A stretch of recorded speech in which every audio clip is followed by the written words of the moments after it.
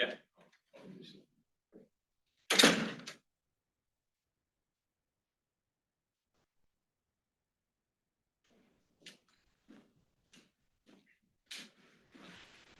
Right, so let's get started. Hi, everyone. Thanks for attending today's ASA ECR Symposium sponsored Astro Seminar. This is our speaker, Bronwyn Reichardt Chu. I hope I got that right. Mostly. She's from Swinburne, and she's going to be talking to us today about galactic outflows, I think using data from the Duvet survey. Take it away, Bron.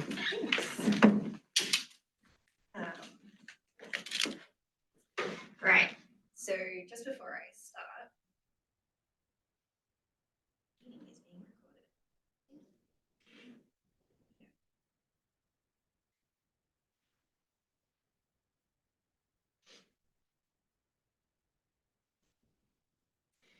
Right, so before I start properly, I just wanted to share two things with you. Firstly, I defended my thesis a couple of months ago, but I got the email that this is official on Monday.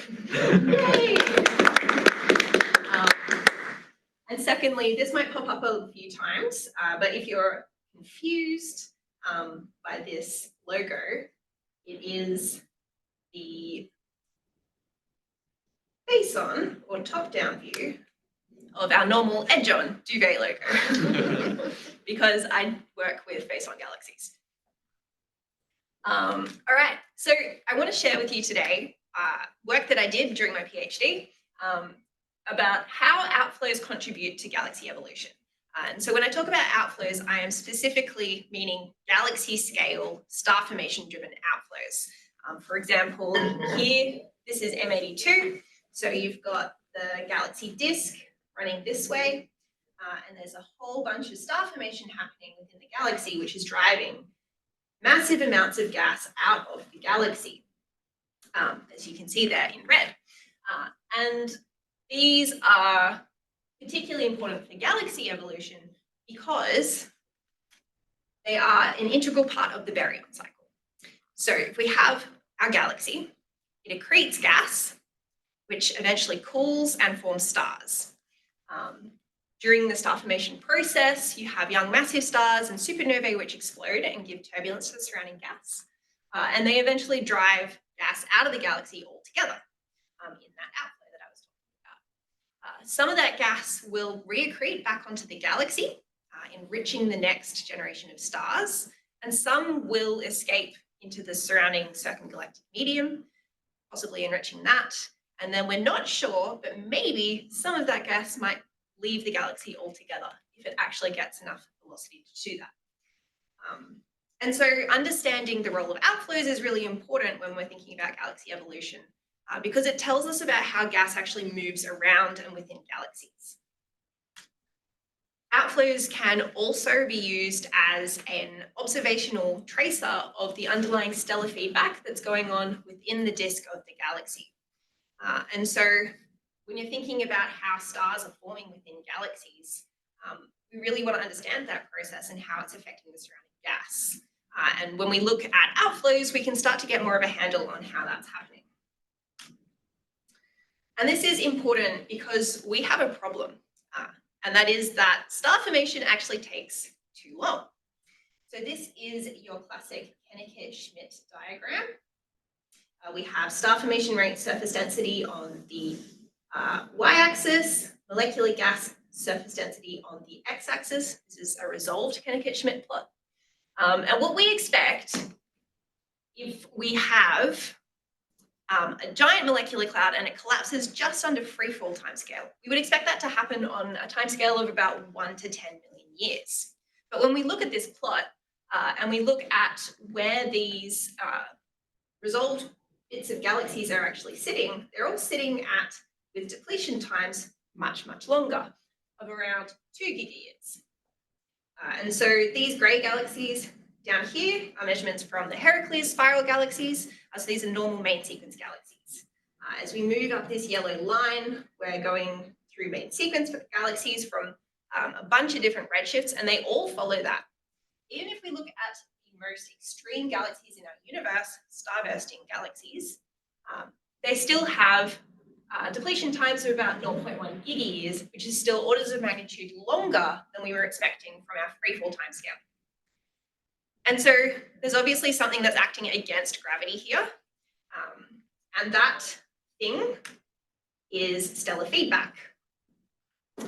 So we can see this actually occurring within our own Milky Way.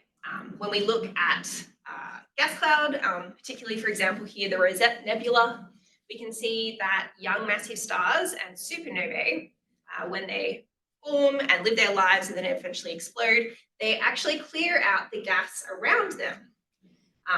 And as they do this, they affect that gas cloud and they prevent it from collapsing further and forming more stars within that region. So that's really regulating the amount of stars that can be formed within that region and disrupting their local environment. And so this stellar feedback process is actually providing pressure regulation within the disk of the galaxy. So if you look at this diagram and imagine that it is a little slice of a galaxy, you have molecular clouds within that bit of the galaxy disk. They are collapsing, forming stars, and then those stars are, as I just said, injecting energy and momentum and causing turbulence within those gas clouds. And that's acting against the force of gravity, the mid-plane hydrostatic pressure, which is occurring on the disk, is acting against that and meaning that the entire thing doesn't all collapse at once under gravity. And so this is one of the reasons why when we look at galaxies, they don't just have a pancake flat disk.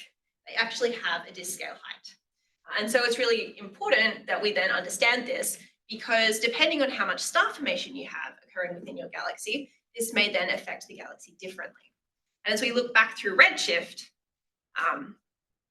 then that obviously changes. And so we need to understand this process. And so stellar feedback regulates star formation, firstly, through turbulence, as I was just explaining, but also secondly, through gas removal.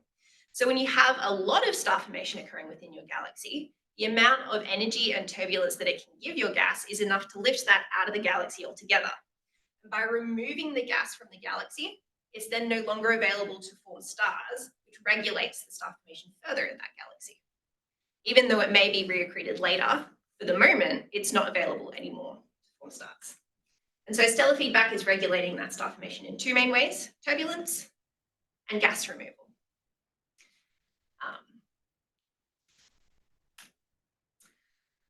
If we look at things from the point of simulations instead of observations, we really also need outflows in this context. So this is from Pilipich et al. 2018. This is a plot of the star formation rate density of the universe. I always forget the simulations have 3 dimensions, not just 2. So this is a volume density. And against redshift. And you see that the amount of star formation grows, it peaks at 2 at cosmic noon, as we're all familiar with, and then it decreases again. These grey points are observations, so that's what the simulation is trying to match. And each different line is a different run of illustrious TNG. And so you can see that when they just use gravity to collapse the molecular clouds on freefall timescales, you end up with this orange line, which predicts way too much star formation and does not match our universe at all. And so understanding how outflows actually work and affect galaxies is particularly important, so that we can then use that information to inform simulations and create better model universes.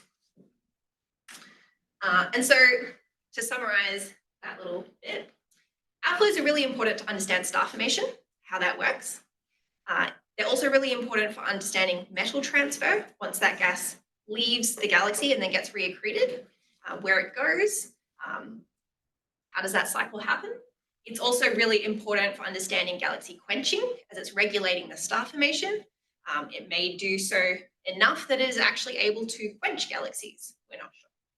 And fourthly, it's really important for understanding our own Milky Way. In the past, our Milky Way will have had outflows, and they will have affected it in some way. We may be able to see the signatures of those outflows that were in the past still today, possibly.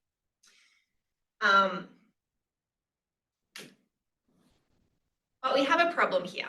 If we want to understand outflows observationally and apply them to simulations, we need to remember that outflows and stellar feedback actually operate over a huge range of scales. So they operate from the single star affecting the gas around it, all the way up to galaxy scale driven, star formation driven outflows. This is a massive range of scales. And while we can start to study this in different ways observationally, it's actually really hard to do this in simulations, particularly in cosmological simulations. They just don't have the resolution to go down to the kind of depth that we need to then drive the outflows. And so what they do instead is they use subgrid physical models to describe how some patch of star formation will couple to the gas and then drive turbulence and an outflow. And so the first of these models is an energy-driven model. So we have a supernovae, for example, this Crab Nebula, very well-known supernova remnant. It explodes, it expands adiabatically, and it gives energy to the surrounding gas. And if you have enough of them, they form a superbubble, they break out of the disk, and they drive an outflow. Secondly, we have momentum-driven winds. So this is when a young, massive star radiates a lot of energy. It couples to the dust and gas around it, and it drives turbulence, and eventually it might drive gas out of the galaxy. And because there are many, many more young, massive stars within a stellar population than there are stars that will go supernovae, we end up with different relationships, if we follow the maths through these models, between the outflow velocity that results and how it depends on the star formation rate surface density. And so because these two models have such very different relationships between the outflow velocity and the star formation rate surface density, we can then use observations to tell between these models, and then use that information to go back and inform simulations which subgrid physics they should be using. But we have another problem. Outflows are actually really faint. They can be 10 to 100 times fainter than their host galaxies. We're trying to find gas, which is flowing out of a galaxy, and often behind it, you have the really, really bright galaxy. So this is quite difficult. So in the past, there are a few different ways that people have done this. Firstly, using global galaxy measurements. So this is from Rubin et al. 2014. They've used 105 different galaxies. Each point on this plot is a single galaxy measurement. So they've taken all of the data from one galaxy and added it up so that they have a signal to noise large enough that they can actually tell the signal from the galaxy from the signal from the outflow.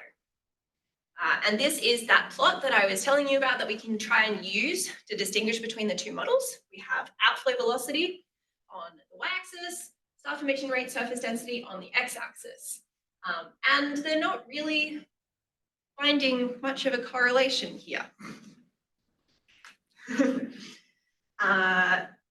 We can look a little bit closer using the same method.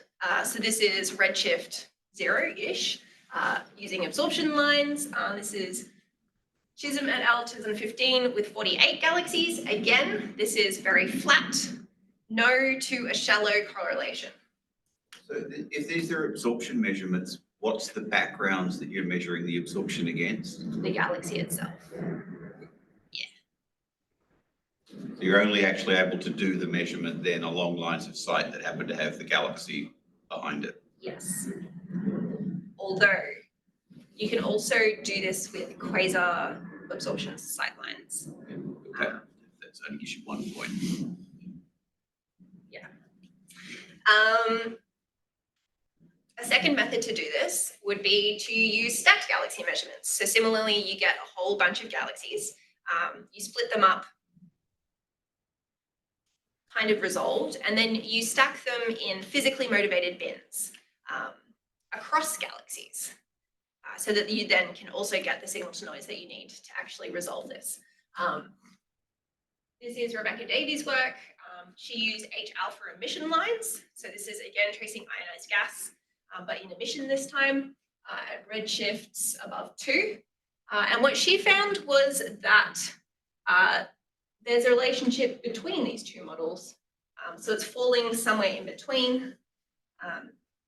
She suggested that maybe it was a mixture of the two processes that was actually driving the outflows. Looking a little bit closer, Robert Spasani et al. Used 405 galaxies using the same method, using sodium deabsorption. So this is no longer in ionized gas, this is now in neutral gas. And they found a very flat relationship between the outflow velocity and the star formation rate surface density. So I can put these all on one slide, and we can notice a few things. Firstly, none of them really agree on what the correlation between outflow velocity and star formation rate surface density should be. Secondly, they're all using different traces of the outflows. So we've got absorption line measurements, we've got neutral gas measurements, and we've got emission measurements. They're also, all of them on their y-axis, you'll see they've labeled the outflow velocity differently. And this is because they all use different methods to actually decide what the outflow velocity is. So as we're looking at this, we're looking at different phases of the gas. We're also looking possibly at different distances from the galaxy.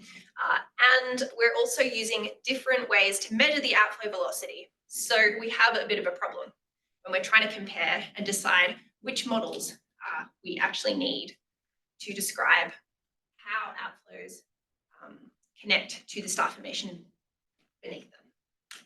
And so what we need is more resolved observations of galaxy scale star formation driven outflows. I also forgot to mention that when you are stacking galaxies and when you're using entire galaxy measurements, you may actually be smoothing out information that is within your galaxy. And you're also ignoring the underlying dependence that outflows have on the galaxy stellar mass. And so we need to be looking at these relationships within single galaxies so that we can break that degeneracy. And so we need more resolved observations of galaxy scale star formation driven outflows. So this is where Duvet comes in. We've got you covered.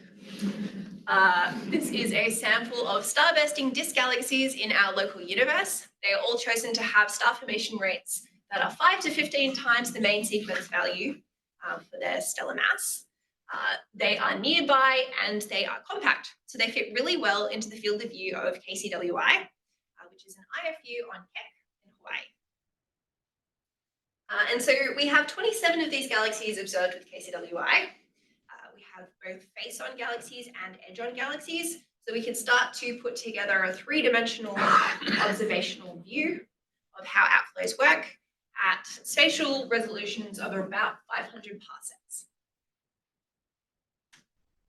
So when we observe edge-on galaxies, like M82 here, M82 is not in our sample, but it is the most well-studied outflow system in our universe since it's really close. In fact, most of the models that we use at the moment are actually based on M82. And so commonly we use it just to show you what a model outflow should possibly look like.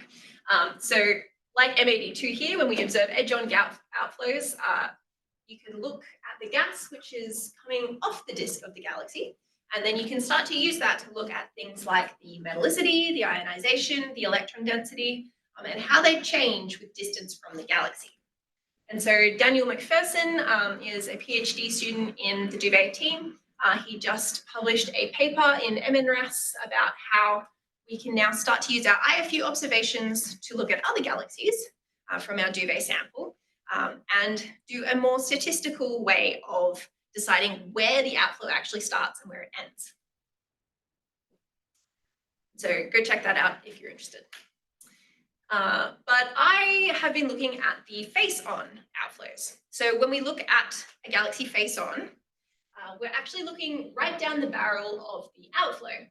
And so we have the galaxy in the background and then the outflow gas in the foreground. And so what that means is we can start to get spatially resolved measurements of outflow properties and then relate them to the underlying co-located galaxy properties. So when you're looking at an emission line from a face-on outflow galaxy, we have firstly the systemic galaxy emission. So this tends to be quite bright.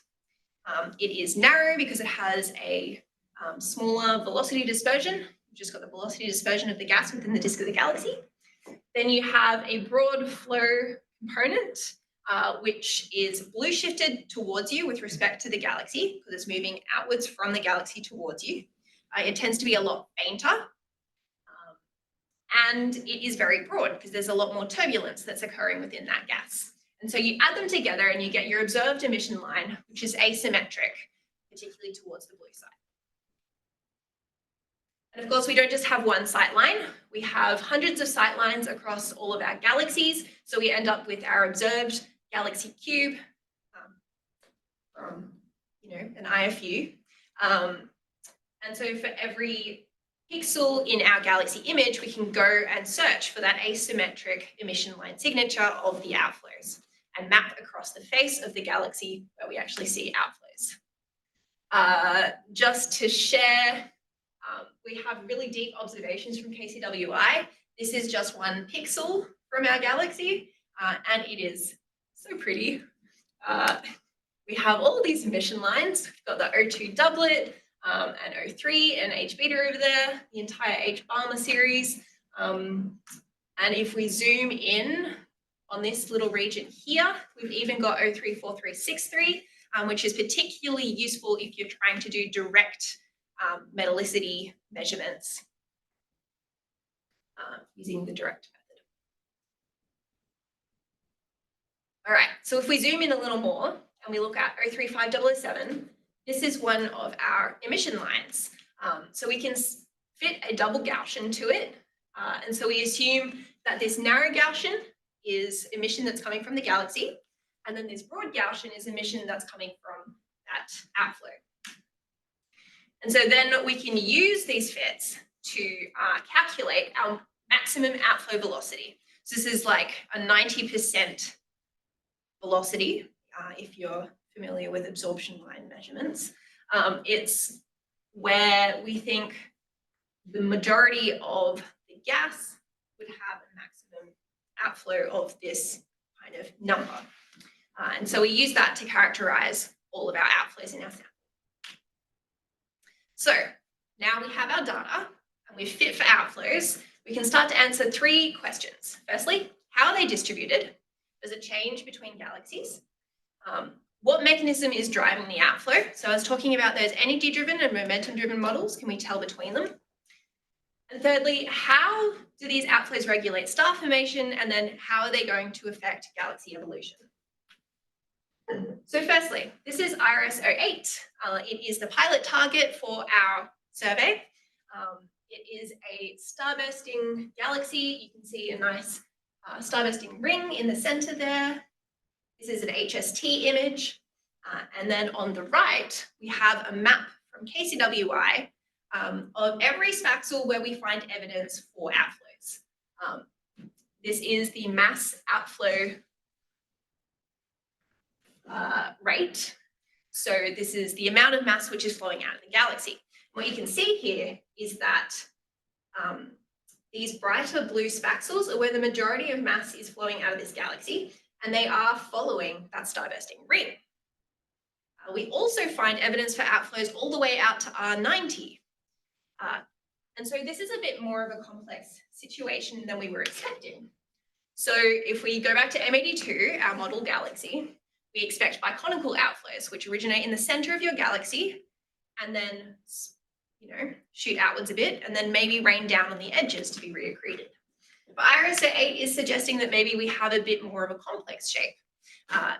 We're driving outflows from wherever there's star formation, and as that gas may not be traveling at a high enough velocity to actually escape the galaxy altogether, it gets reaccreted, but where it's being reaccreted, there may also be star formation driving more gas out of the galaxy, so that creates this turbulent mixing layer possibly along the edge of the disk of the galaxy. And so this is a bit more of a complex baryon cycle than maybe we were expecting. And so there's an artist's impression up on the top right to help you kind of visualize that. And so we don't just have IRSA 8, we have 9 other galaxies that we can do this for. So this is a plot of the covering fraction. This is the fraction of spaxels in our image where we find evidence for an outflow, plotted against the star formation rate surface density. And we find that as you increase the star formation rate surface density of your galaxy, we find a larger covering fraction. So this kind of makes sense if you're looking at the galaxy as a whole. If you increase the median star formation rate surface density, then you're probably increasing the amount that galaxy is covered with star formation. And so you have more star formation occurring, which can then chuck gas out of your galaxy in the outflow, meaning that you see more outflow along your galaxy. We can also look at the correlation that this has with galaxy stellar mass, and we find a decrease as you go to larger stellar masses. And so again, we kind of expect this. As you increase the stellar mass of your galaxy, you have a larger gravitational potential well, which means that it's actually harder to drive an outflow out of your galaxy because you have more gravity pulling it back. And so if we had more dwarf galaxies in our sample, maybe starbursting dwarf galaxies should have a really high covering fraction. We can also look at the specific star formation rate. So this is the star formation rate per unit mass of your galaxy. And so you would expect to see, as you have more star formation occurring for your galaxy mass, that should be able to drive more gas out of your galaxy because you've got more energy, right? But we don't see any correlation here. So why is that? This is where our sample choice comes into play, because we have actually quite a small range of masses, and we've chosen our galaxies to be starbursting, so they have 5 to 15 times the main sequence value. They're actually covering a really, really small range in specific star formation rates. And so we would need a much larger sample of galaxies with much larger range of star formation rates for each stellar mass to actually see any sort of correlation here. I have to say that if a first year student showed me those two plots and said one of them's got a decrease in correlation and the other one's got no correlation, I'd have said there's no evidence that they're different. But what do you have? Well, so what are the sort of the size of the uncertainties on those points there? Covering fractions are a weird one to put uncertainties on because you have whole numbers of spaxels. But what I did do was look at this within R50 and within R90, and I don't have both of those on this particular plot, but we see the same correlation trend if we look within R50 and within R90. So the points move, but they still follow the same trend. Also, if we just bin them up into, split them into low and high mass bins, then there's definitely a difference in the median value that we find between low mass and high mass. If I remove your highest data point from both of those plots, they both look like the correlation is going down. But even then, it's pretty weird. It's pretty weak. Well, that one definitely, I don't see anything. But this one, yeah. But yeah, we should definitely keep adding points to this just to double check that it's definitely a correlation. Also, other people have found correlations of outflows with stellar mass. That's a well-known thing that happens. All right. So to that section. How are outflows distributed? Well, outflows can cover entire galaxy disks, but they generally follow the distribution of star formation. So if you have a galaxy like IRS-8, which is starbursting everywhere, then you're probably going to see outflows everywhere. But if you have a spiral galaxy, then maybe you're actually going to see outflows along those spiral arms. And of course, from the center, because that's where the majority of star formation generally happens. So this has implications for if you are looking at galaxies with a single fiber measurement, you may actually be missing mass that is coming out of the galaxy at larger radii. And so that's going to affect your total mass measurements for any outflows that you're looking at. All right, so testing subgrid physical models. So just to remind you, we have energy-driven models, that's this flat dotted line, and momentum-driven models, that's the more steep dashed line. And so we can put this in log-log, we've got supernova-driven, and then also radiation from young stars. And we can put points from all of our galaxies on this plot. So each point here is a 500 parsec scale resolution point from one of 10 galaxies from our Duvet sample. And the red line is the fit to all of these data using an ODR method. And what we're finding is that, again, it's kind of between the two models, but it is shallow-ish, and it's somewhat consistent with supernova-driven wind models. This is the results for the H-beta emission line when we fit H-beta. We can also fit the O3 5007 line. For most of our galaxies, O3 is actually less bright than H-beta, so we have less signal to noise there, and so we fit less outflows. But we find a very flat correlation between outflow velocity and star formation rate surface density. And so what we think this means is that our galaxies, our starbursting galaxies, are consistent with energy-driven wind models. And so that's what probably we should be using in our simulations. Can I just ask a quick question about the right plot? How does an energy, like, so if you're saying on the left plot, I can sort of see that, like, by combining the two models, you can say that, like, energy-driven is more dominant, but on the right plot, the slope is Flat. even flatter. So I'm like, is the energy-driven model, can it even physically sort of fit that curve, or is it just a case of, like, the model could be wrong? So the normalization of the model and where it sits depends on the disk scale height of the galaxy. Okay. So if you take that into account, actually I was thinking about this morning, and each of these galaxies is going to have a different disk scale height, but because we're looking at them face on, to estimate that is hard. Yeah. And so if we accounted for that, possibly they'd all shift in their normalization a little bit, and then you might get a more benefit. Yeah. Presumably there's also a timing issue between the two mechanisms. You know, a young massive star is immediately a young massive star, whereas a supernova has to wait to go through the stellar evolution required to become a supernova. So there's,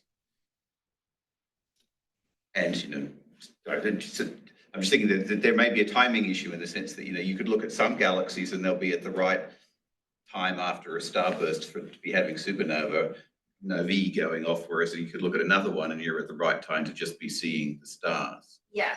Are the outflows from supernovae, though, more of a sort of summation across the history of the galaxy's supernovae, and that sort of momentum, like carrying them through? That then makes me wonder about the other way that stars lose mass is, you know, going up the tip of the asymptotic giant branch, and while they don't light up the sky with lots of high energy processes, they do actually shift a lot of mass out of a star, and there are a lot more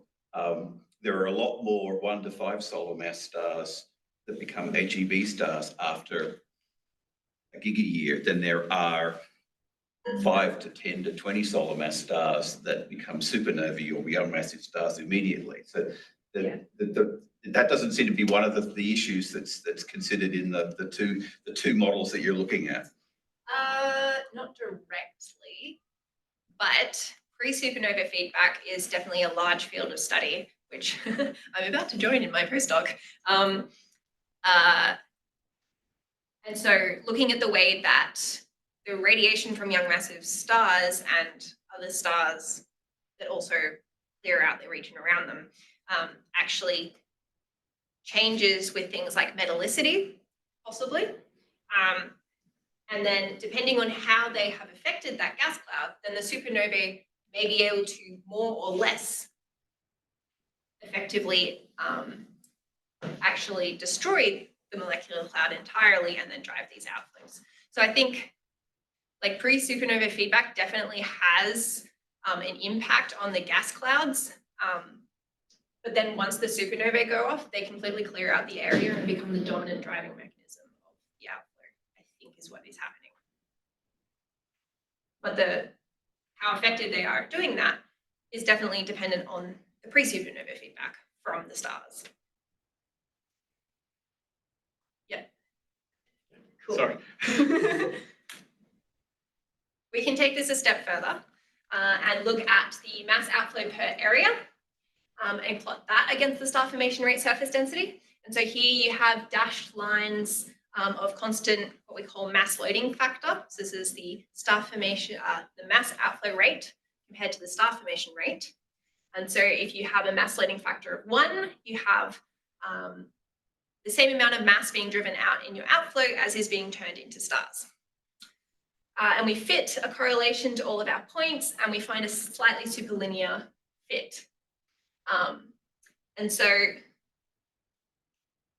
normally when people who study outflows chuck up plots like this, we just give you the mass outflow per area and we don't actually explain how we got that. So I'm going to take you through this equation because there's actually a lot of physics that goes into this and a lot of assumptions. And so when you're looking at mass outflows and mass loading factors, you should not take them for granted. Okay, so firstly, we have these constants. That's the mass of hydrogen. That's great. Secondly, we've got the luminosity. This is a direct observable. This comes from our double Gaussian fit, this broad component here. Thirdly, we've got the velocity. Again, our direct observable that I was explaining before. We use that double Gaussian fit to define how we get the velocity. Thirdly, the outflow extent. So this is how far the outflow travels from your galaxy. And so the combination of the velocity and the outflow extent gives you how big you actually think your outflow is. But we're kind of assuming that it's just a sphere, right? Which is not really correct, but we do the best we can. But when we're thinking about this outflow extent, one of the things that we don't know, because we're looking at our face on galaxies, is actually how far that is, because we can't see that projection. And to make this even more complicated, this may actually change with star formation rate surface density. So if you have a region of a galaxy which has a high star formation rate surface density, it's giving more energy to the gas, which means that it can probably drive it further away from the galaxy than if you're looking at a region of a galaxy with a low star formation rate surface density. And so that correlation that I showed you just before, this may actually flatten it if we took that into account. Then we've got the electron density. So it's actually quite difficult to measure electron densities in outflows.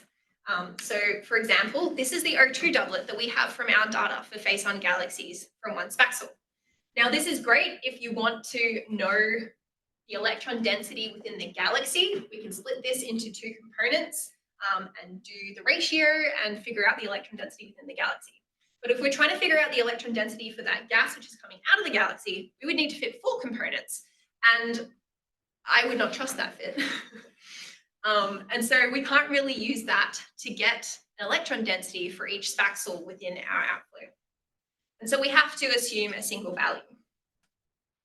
And so there have been a few studies trying to do this, not with O2, but with the sulfur doublet.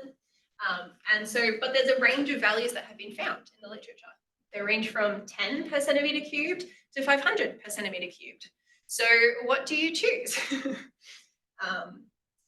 Recently, looking at M82 again, this paper came out in the last month or so. Zhu et al. Found a radial trend where you have decreasing electron density as you move further out in the outflow. And so again, we're looking at a face-on outflow. So how do we take that into account? We're not entirely sure. We need more observations of things like this so that we can understand how that actually happens with distance, so that then we can take it into account when we look at these face-on outflows. And lastly, we've got the H beta emissivity. So we assume firstly that this is at 10 to the 4 Kelvin. The emissivity of H beta actually depends on temperature. And so this is work by Alex Cameron, who's also a Duvet team member. This is Markarian 1486. It's one of our edge-on galaxies. And what we did was we took R03 and O32. So we've got electron temperature increasing on the y-axis and ionization parameter on the x-axis. This is using that 034363 line, which was super faint. But they were able to observe it all the way out into the outflow of the disk of the galaxy. And so the yellow points in this plot are from the disk of the galaxy, and then the blue and the red are from out in the outflow. And you can see that the electron temperature actually decreases into the outflow. And so we're not entirely sure if this continues.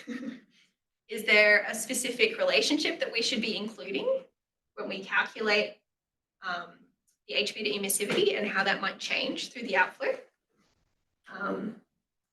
But you can also think of, even aside from that, this is assuming that all of the gas has been photoionized. Some of it may actually be shock ionized, and then we would be underestimating our H beta emissivity because if it's been shocked, then it's going to be brighter than we expect for the amount of mass that we're seeing. And that, again, may depend on star formation rate surface density. So if you're looking at a region of a galaxy which has a lot of stars being formed and a lot of supernovae going off, they may be exploding and clearing out that path for the outflow to come out. And then most of what you're seeing is that photoionized gas within the outflow. Whereas if you look at a region of a galaxy with low star formation rate surface density, it hasn't cleared out that path. And so what you're then seeing is the shock front of the outflow. And so you should maybe be seeing more shocked gas. And so then that's going to have an effect on this correlation again. So when we calculate mass outflow rates, what we do at the moment is we just assume a constant for each of these three things. And we assume that at some point in the future, we'll have a better handle on how these things change and how they correlate with star formation rate surface density, and then we can account for them in our measurements. So we can go back to our plot, and we have our assumptions. Photoionized gas at 10 to the 4 Kelvin, an R out of about 500 parsecs, and an electron density of 100 per centimeter cubed. And then this may shift a little bit, but taking those assumptions into account, this is what we get. The other assumption we're making here, well, it's not really an assumption. We're looking at just the ionized gas. And outflows are actually multi-phase. And so the majority of the mass in an outflow is actually in molecular gas. So if we take that into account again, then the mass loading factor that we should be seeing here, if we take all of that into account, will be orders of magnitude greater. So we can look at the mass loading factor compared to star formation rate surface density and molecular gas surface density, and then compare that back to our simulations that are using those energy-driven models. So the main thing to note here is that we have grey dots and a black line, and they're both from simulations. And then coloured points, and they're from RSO 8. And even if we shift R out to be larger, that's only going to shift our points by the amount of this black arrow. And if we change our electron density assumptions, then they're going to be the non-coloured round points. And so even if we change our assumptions, we're still finding our observations are consistent with their simulation models using energy-driven winds, which is good. So we're building up a picture using resolved outflow scaling relations where outflows are primarily driven by supernovae. Good. Any questions about that? No. All right. Now to the interesting, and how does this affect star formation bit? So we can now compare our ionized gas outflows to the molecular gas which is in the disk of the galaxy, and then how that is actually affecting star formation. So we go back to our Kennecott-Schmidt relation. We've got star formation rate surface density against molecular gas surface density, your spiral galaxies down here, moving up into the starbursting regime up at the top. And they all have depletion times of longer than 0.1 gigayears, roughly.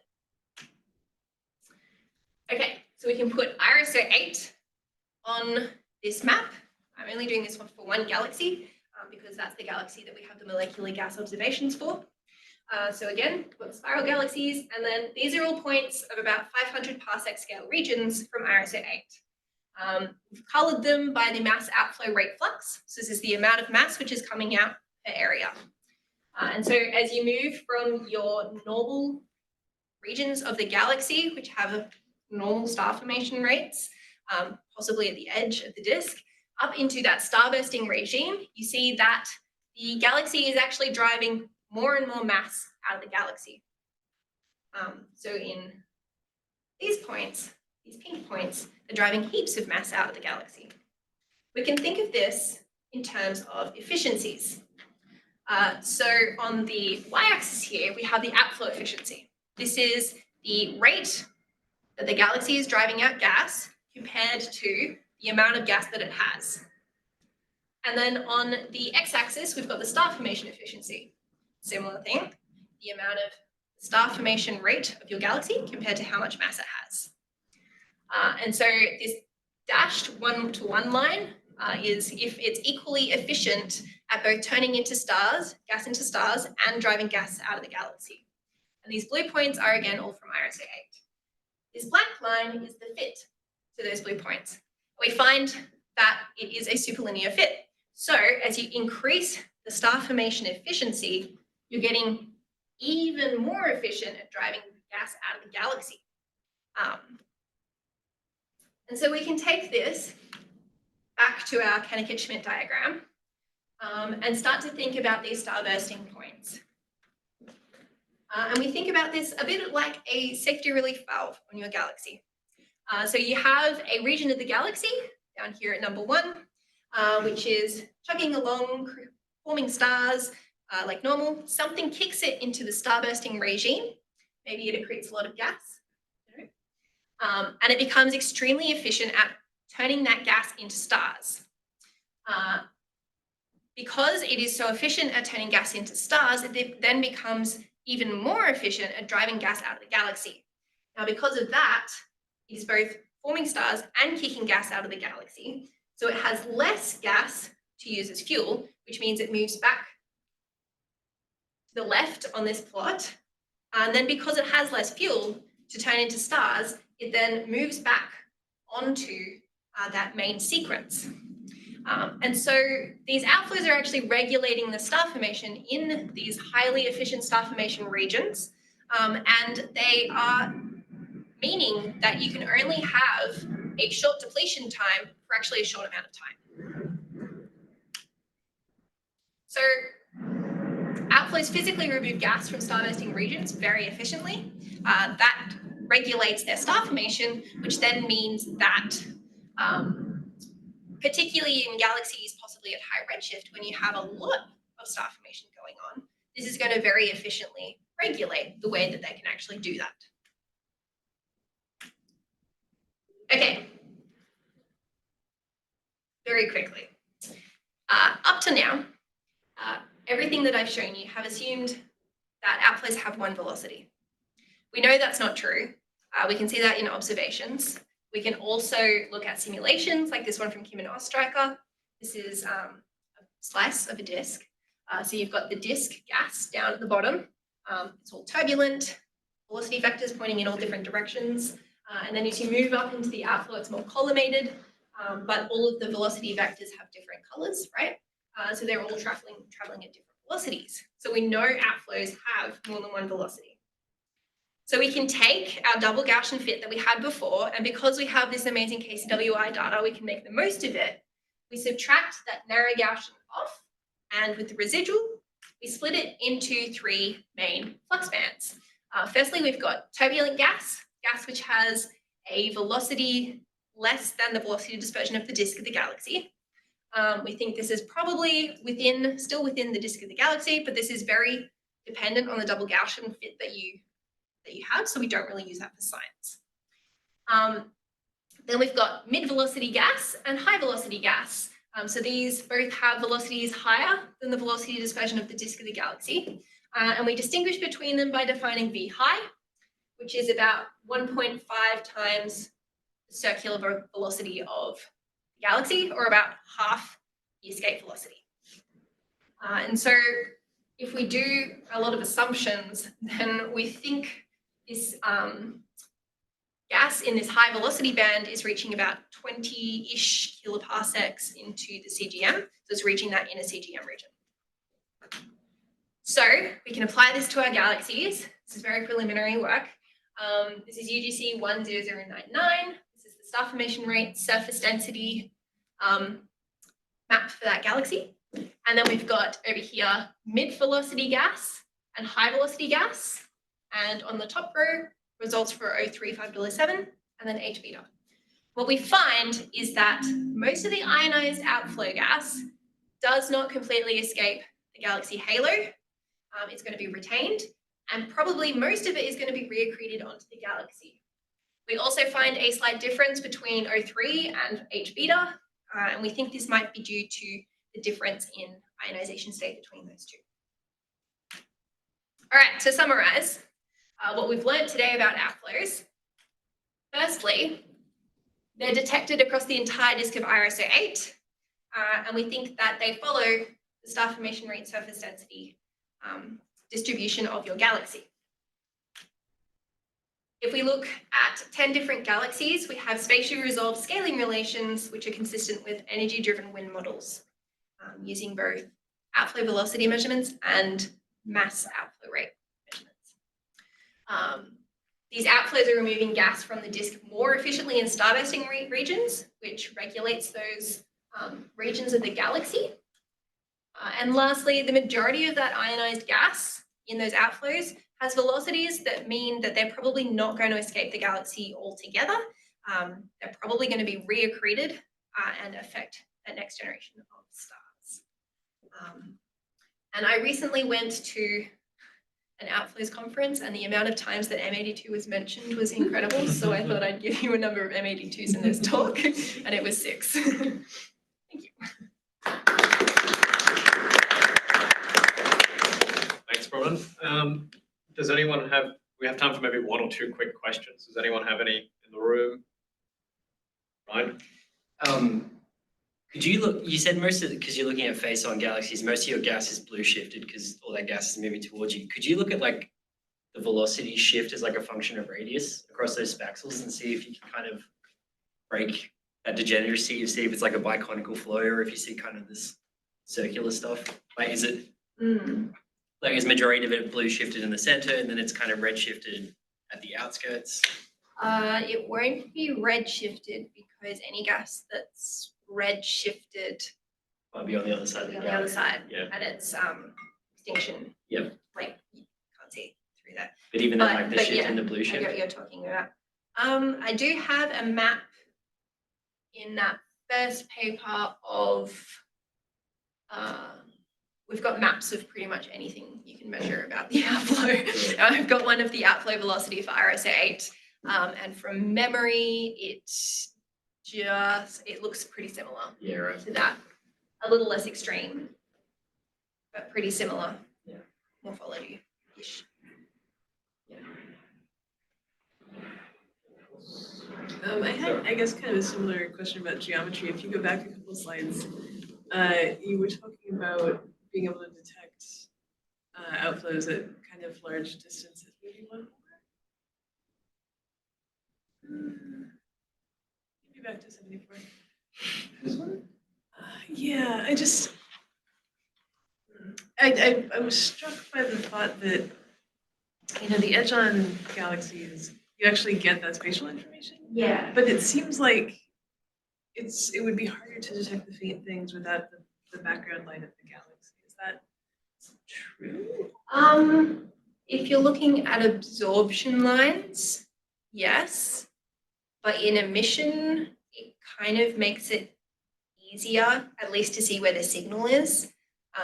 So Nikki Nielsen has maps now of RSA 8, oh, not this one, the other galaxy, that we've got the outflow measurements that I've been using for these papers, but she also has KCWY pointings across a lot of the surrounding sky and out towards, it's got a companion galaxy. And she, when she bins it all up, sees emission from the actual surrounding circumgalactic medium, which is really cool. But yeah, like Daniel does, if you look at the emission, then you can see the outflow really far out from these edge-on galaxies. It's just tricky deciding how you interpret that, because when you're looking at an edge-on galaxy and its outflow is coming out, then you can see through both walls of the outflow. And so then you get these really complicated emission lines, and depending on how you fit them, like you can start to assume different geometries, which may or may not be true. Yeah. So the case on case simplifies some things. A little bit, yeah. But makes other things more difficult, which is why we need both.